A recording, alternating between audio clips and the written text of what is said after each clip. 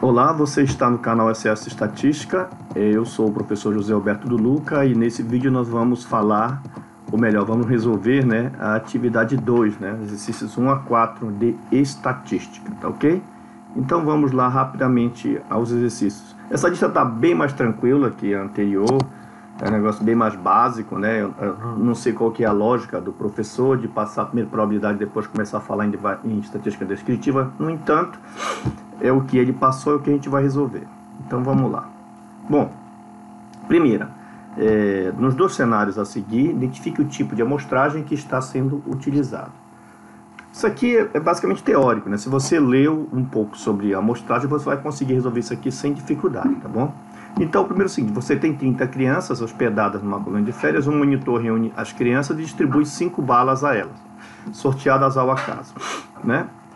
Bom, nesse caso, fatalmente eu vou ter uma amostra aleatória simples, né? Quer dizer, eu peguei 5, sorteei de 30 e tudo bem, todo mundo tem a mesma probabilidade, tá certo? Peguei lá 30 nomes e joguei dentro de uma urna, puxei 5 lá, sem reposição e etc. Amostra aleatória simples, tá? B. Após a divulgação de dados oficiais sobre o PIB anual, os produtores de um programa de televisão convidam especialistas em economia, administração, mercado financeiro, indústria, comércio para debater expectativa para o próximo período. Bem, aqui, o que eu estou preocupado em fazer representar cada um desses estratos, né, da sociedade.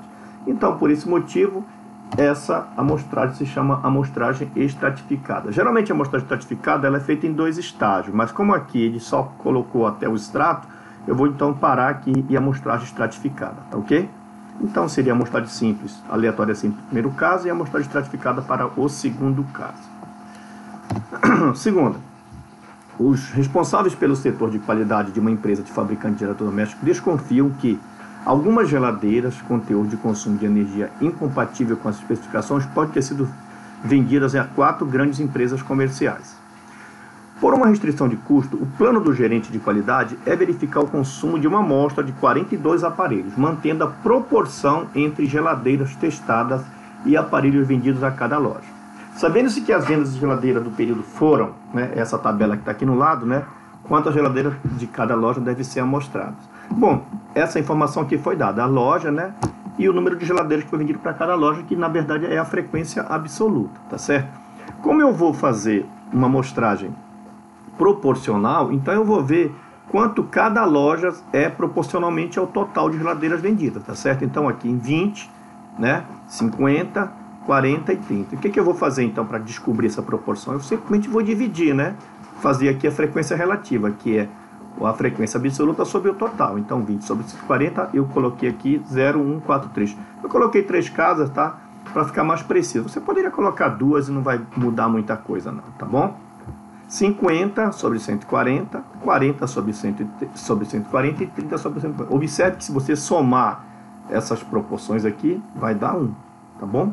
Então agora eu estou preparado para responder a pergunta, tá certo? Então vamos lá. No caso A, o que eu vou fazer? Eu vou pegar a proporção e multiplicar pelo N, né? Do tamanho da amostra, que é 43. Então na loja A, eu vou ter 0,143 vezes 42, que me dá 6 geladeiras, tá bom? Na loja B, da mesma forma, 15. Na loja C, 12. Na loja D, 9. No total, né, se eu somar essas 4, né, sobre a amostragem aqui, eu vou ter 42, que é o meu total do tamanho da amostra aqui. Então, eu vou amostrar 42 aparelhos nessas condições aqui, né, nessa proporção aqui, 6, 15, 12 e 9. Ok? Vamos ao próximo. Bom, um clube de esportes aquáticos está comemorando o centenário de fundação e resolveu promover uma atividade com 35 sócios, né, de nadadores de sucesso e artistas sedentários. Foram convocados para uma disputa de velocidade em piscina de 50 metros. Seguem os tempos obtidos em segundos, tá? Já ordenado do mais rápido para o mais lento. Então, esses aqui são os tempos, né, de cada um dos 35 nadadores. Pergunta: o número de classes amostragem e a tabela relacionada às classes amostragem e frequência absoluta de cada classe. Bom, aqui na verdade a gente vai construir, se você olhar a letra B aqui é uma continuação da letra A gente vai construir uma distribuição de frequência, tá certo? E aí a gente precisa de algumas coisas para poder construir uma distribuição de frequência aqui, porque aqui eu vou ter dados agrupados. Observe que ele quer que eu faça uma tabela de dados agrupados, né? Então ele quer um número de classes. Então o número de classes tem aquelas fórmulas, né, que são algumas fórmulas, né? A fórmula mais comum que se usa no número de classe, na verdade, é a raiz de n. Como eu tenho 35, né, são 35 pessoas, a raiz de n dá aproximadamente 6. Não dá bem 6, mas dá aproximadamente 6. A gente vai arredondar para 6, tá bom? Porque isso aqui tem que ser inteiro, né? Então eu vou ter 6 classes aqui, ó. 1, 2, 3, 4, 5, 6, tá ok? Bom, agora eu preciso da amplitude total. Quem que é a amplitude total? É o maior valor menos o menor valor. Eu vou precisar dessa informação aqui, para que eu possa fazer a amplitude da classe, que é o comprimento de cada classe, né? O alcance de cada classe. Então vai ser o 41 que eu obtive dividido pelo 6, que é o número de classes. Então eu tenho aqui que o tamanho, né, do meu intervalo dentro de cada classe é 7. Então o que eu vou fazer? Eu vou fazer 22 mais 7, e assim vou somando 7. 22 mais 7, 29 mais 7, 36 mais 7, 43 mais 7, 50 mais 7, 57 mais 7, até que cheguei no último valor aqui, 64, que já cobriu 100% da amostra, né? Então, ó, são 7, né? São 6 classes de tamanho 7, tá ok?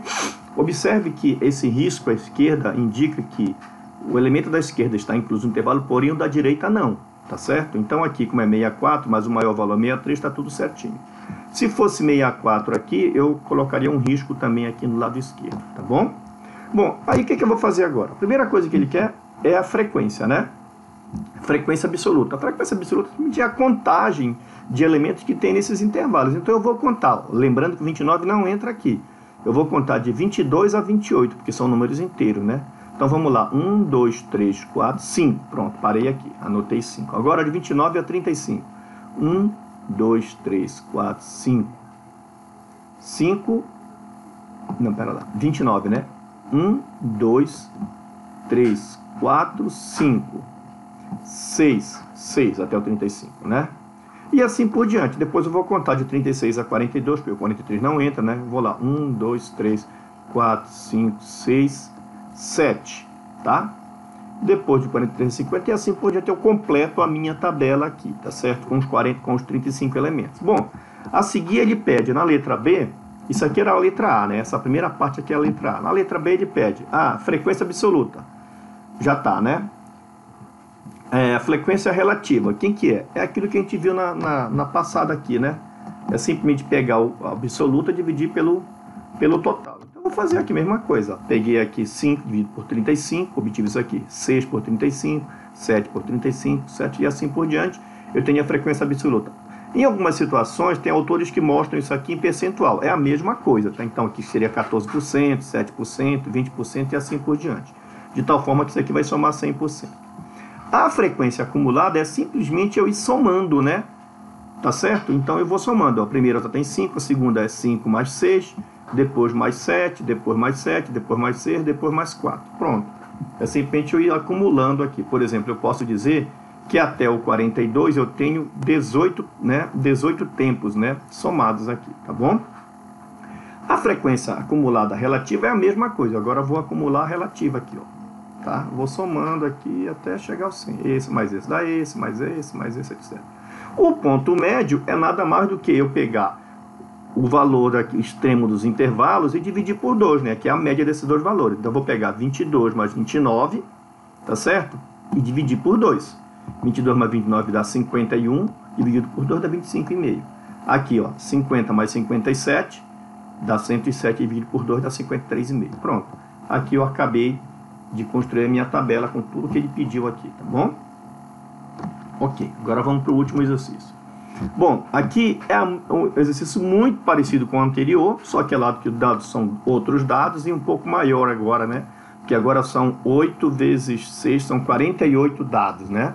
E ele pede exatamente as mesmas coisas, né? Que ele pediu no anterior. Então, rapidamente nós vamos fazer isso aqui. Eu vou deixar para vocês construir essa tabela, né? Essa tabela que vai ter essa resposta. Se você seguir os passos da anterior, você vai obter essa tabela aqui. É igualzinho, não muda nada, só que agora é lógico, como é 48, a raiz de 48 dá aproximadamente 7, né? Seria 49, seria 7, dá aproximadamente 7, então eu vou ter 7 classes aqui, um pouco maior, né? Na outra eu tive 6, aqui eu vou ter 7 classes. Frequência absoluta é só fazer as contagens, e aí eu faço a relativa, que eu já aprendi na passada, a frequência acumulada, tal, ponto médio. Agora, ele está pedindo uma informação a mais aqui, que é o tal do histograma. Então, o que é esse histograma? Histograma é um gráfico muito parecido com um gráfico de barras, né? Só que as colunas são justapostas. E observe que a gente vai trazer para cá, a gente vai trazer aqui no eixo X o ponto médio, né? O ponto médio do intervalo. Ou seja, esse cara começa, na verdade, no 78, vai até o 90. Esse aqui no 90 é o 102, 114 e assim por diante. Ou seja, a gente representa pelo ponto médio aqui, tá certo? Então, esse aqui é o gráfico. Esse aqui eu fiz no Excel. Você vai ver que existem outros formatos aqui, mas no geral é isso que você vai encontrar, né? Como um histograma. São essas colunas justapostas aqui, dessa forma, tá bom? E as frequências, né? Por exemplo, aqui 84, a frequência é 3. Pronto, aqui a frequência é 3. O 120, a frequência é 10. Aqui, ó. E assim por diante. Bem fácil de construir esse gráfico chamado de histograma. Esse gráfico ele é construído dessa forma para que você consiga perceber o shape da distribuição, né? Quer dizer, a forma, né? O negócio aqui assim. Está aqui com uma carinha de normal, um pouco alongada mais à esquerda, eu diria que ela é assimétrica à esquerda, mas está parecido com uma coisa normal, com uma distribuição normal, com um sino, né? Mais ou menos isso. Tá bom, pessoal? Então, por hoje é só. Espero que vocês tenham entendido. Dúvidas é só perguntar no canal, tá bom? Espero que vocês tenham conseguido fazer, porque essa lista não é muito difícil, mas isso também não interessa, porque depende muito de como a pessoa viu isso na aula, né? Espero que você tenha entendido e que dê tudo certo aí para vocês, tá bom? Até a próxima. Muito obrigado.